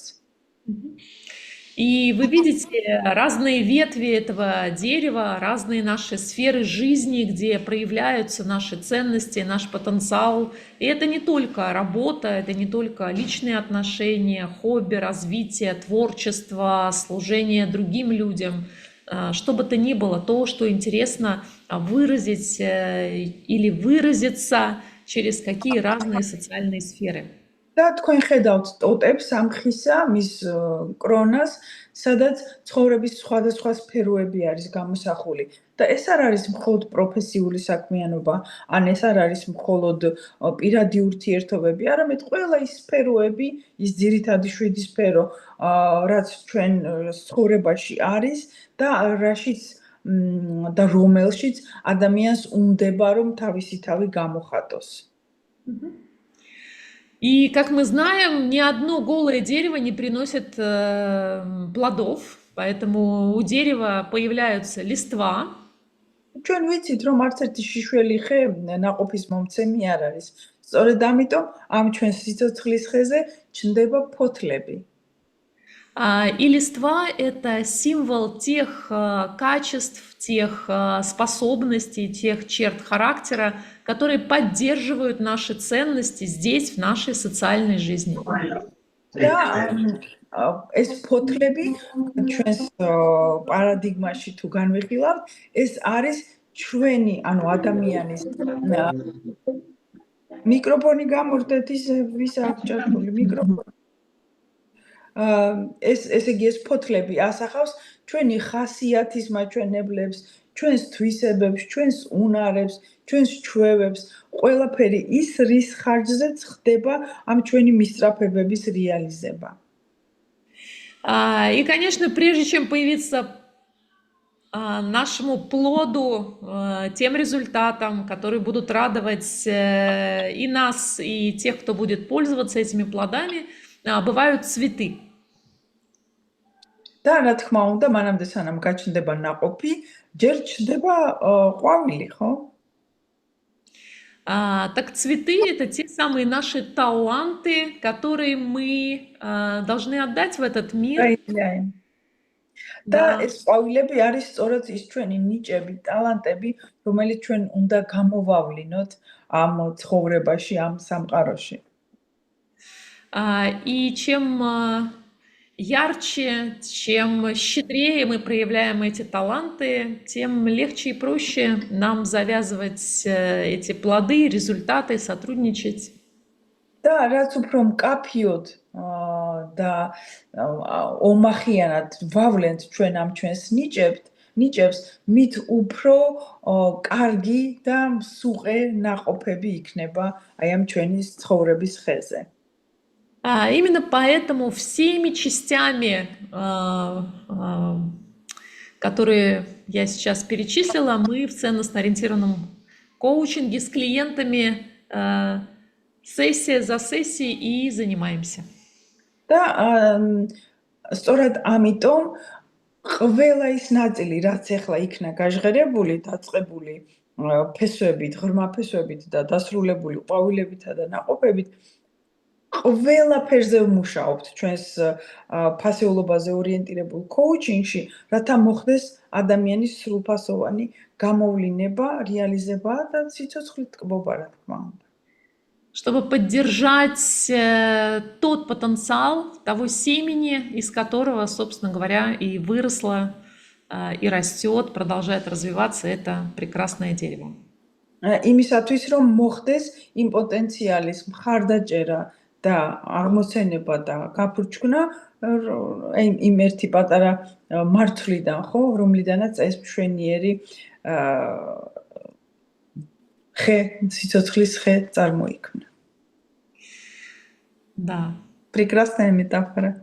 Да, прекрасная метафора, которая, на мой взгляд, хорошо завершает и подводит итог, поэтому я думаю, что исследование своих ценностей — это важная часть работы любого коуча, ровно так же, как и развитие сострадания и доброты к самому себе. შესანიშნავი მეტაფორა არის და აქვე დავამატებთ, რომ სწორედ აი ამ საკუთარი ფასეულობების გამოკვლევა ნებისმიერი ადამიანისათვის, მით უმეტეს კოუჩისათვის არის აი უმნიშვნელოვანესი შემადგენელი ნაწილი, რომელიც იძლევა საშუალებას, რომ შემდგომი განვითარება და აი ამ ხის გაფურჩქნა და ნაყოფიერება მოხდეს.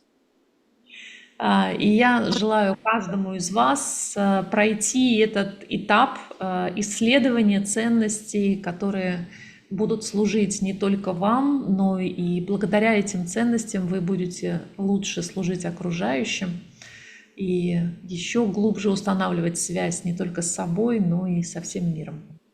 და მე ყოველ თქვენთაგანს გისურვებთ აი ამ თქვენი ღრმა ფასეულობების აღმოჩენა და სწორედ ამ აღმოჩენას, რომლის ხარჯზეც იქნება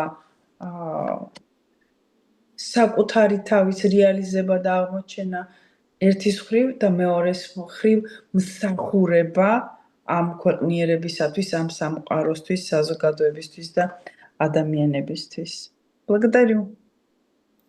Очень интересно и очень многогранно и глубоко. ძალიან მრავალწახნაგოვანი და ღრმა ინფორმაცია იყო ნამდვილად. უდიდესი მადლობა. Если сможете или хотите поделиться, что для себя практического вы носите из этой сессии, буду очень рада. თუ კი შეძლებთ რომ გაგვიზიაროთ რა პრაქტიკული წაიღეთ ამ შეხვედრიდან, ძალიან დიდი მადლობელი დაგრჩებით. შეგიძლიათ მოიწეროთ, ვისაც თუ რუსულად საუბრობთ, გნებავთ მიკროფონი ჩართეთ და გაგვიზიარეთ. Сейчас я прочитаю чат. Так, сейчас обнаружу его. Кетеван пишет: огромное спасибо, очень глубокие понимания и как бы вот, на что обратить внимание я лично получила из этой встречи. Благодарю, очень интересно. Было очень интересно. Благодарности. Благодарю, Бела пишет, за новое видение и новые инсайты, осознания. Эка пишет, Чезария Евора очень была в возрасте уже, когда вышла на сцену, и никогда не поздно. Там ранее писали, что 60 лет это поздно или не поздно в коучинг идти. Нет, Не поздно. я открываю новые и новые грани в коучинге. Вот мне уже 60, а в коучинг я пришла, ну, Вам там, 60? Я думала, вам 50. нет, мне 60, я уже 20 лет в коучинге, и надо сказать, что только вошла во вкус. მე 60 წლის ვარ, მინდა გითხრათ, რომ არასოდეს არ არის გვიანიო. მე მართლაც გულწრფელად 50-ის მეგონა სვეტა. და 20 წელია коуჩინგში ვარ და აი გემოს ეხლა და ეხლა კიდევ უფრო კარგად გრძნობ რომ მიტყვიან. Мне кажется, как раз сейчас будет огромная волна запросов на коучинг не только у молодых, но и у людей в возрасте. Потому что нам медицина и весь наш образ жизни предсказывают жить дольше. И жить без смысла дольше. Нету смысла. Нету смысла.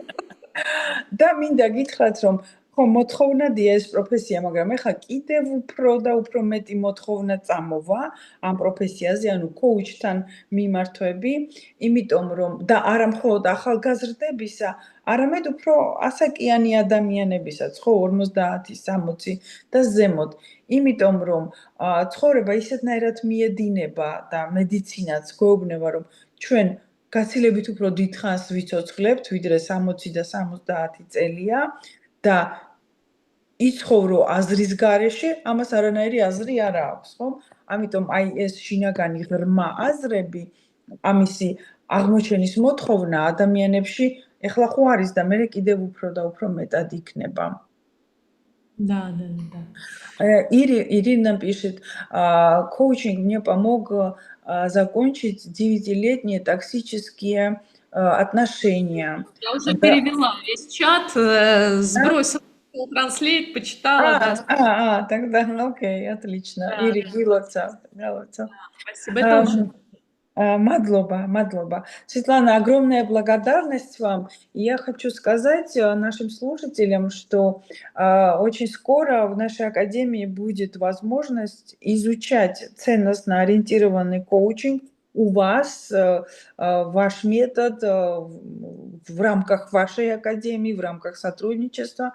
И вот сейчас озвучу это. მეგობრებო, ესე იგი, ჩვენი აკადემიის ფარგლებში ვიწყებთ თანამშრომლობას სვეტლანა ლანდას აკადემიასთან, SL აკადემიასთან და თქვენ გექნებათ საშუალება, რომ შეისწავლოთ ის ფასეულობაზე ორიენტირებული коуჩინგი და ის მეთოდი, რომელიც აი ახლა ცოტა შევეხეთ, რომელზეც სვეტლანა გვესაუბრა, ასე რომ თუ იქნება თქვენი დაინტერესება, ეს შესაძლებლობა ქართულ ენაზე გვექნება, იქნება ლექციები, მისი თანამშრომლების, კოლეგების, коуჩების, იქნება თარგმანი, იქნება სრულფასოვანი აკრედიტაცია ICF-ის, რომ შემდგომ მიიღოთ თქვენ თვითონ აკრედიტებული коуჩის წოდება და აი ასეთი თანამშრომლობა გვაქვს დაგეგმილი.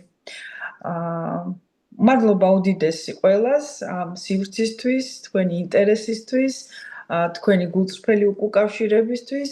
Огромная благодарность вам, Светлана, очень интересно. Еще новые грани коучинга для меня лично открылись. И будем надеяться на плодотворное сотрудничество. Да, Инга, огромное спасибо. Я получила невероятный опыт работы в тандеме с вами. Прям так хорошо. Скажешь что-то и слушаешь музыку, голос. Спасибо огромное. Очень красивый язык, а в вашем исполнении Благодарю. великолепно. ლამაზი ენაა და მელოდიასაც რაღაცას ვიტყოდი და მე მელოდიასავით ვუსმენდი შენს მიერ გადათარგმნილსო. Спасибо, Софья, за эту возможность и за этот контакт. И Любе, конечно. Благодарность огромная. Коллеги, благодарю за эту теплую встречу, за этот прием. Желаю всем благополучия, счастья, процветания. Да, пусть ваши сердца и ваши дома всегда будут счастливы, здоровы и благополучия мира вам. ყველას წარმატებას, ბედნიერებას, ყოველივე საუკეთესოს გისურვებ და სიცოცხლით, ბედნიერებით და სიუხვით სავსე იყოს ჩვენი სულები, გულები, სახლები, ქვეყნები და მსოფლიო. Благодарю. Благодарю.